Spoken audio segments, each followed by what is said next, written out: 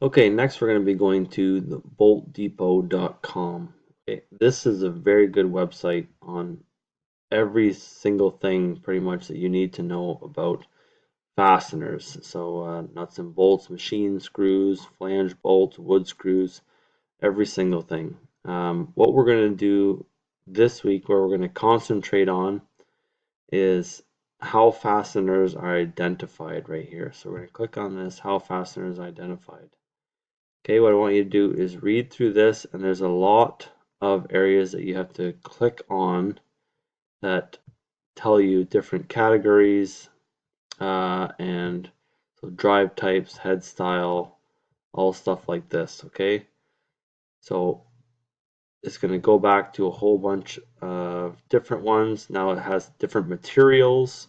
Okay, diameters, so how to measure it, how to get the diameter, how to measure it properly. And then the length, how to measure the length properly, thread pitch count. This is really important, thread pitch. Okay, so about thread pitch. So here it tells you how, so US, which is threads per inch, and then metric thread pitch. Okay, so how you actually calculate that. So make sure you read through there and you understand that. So it's got really good pictures in here for all that information as well.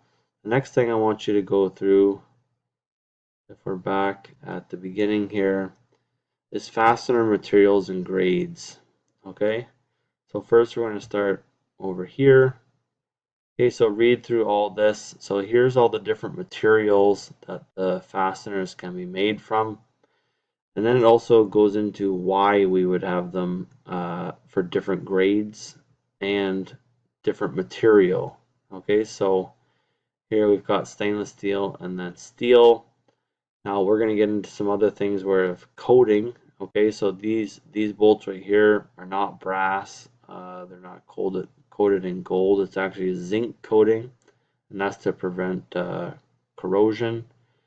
Okay, and then we get into the grades of the bolts. And so here again we've got the different uh,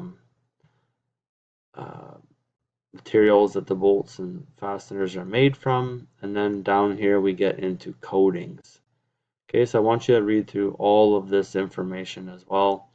Make sure that you make your notes. Okay, next week we're going to be going into even more areas on here.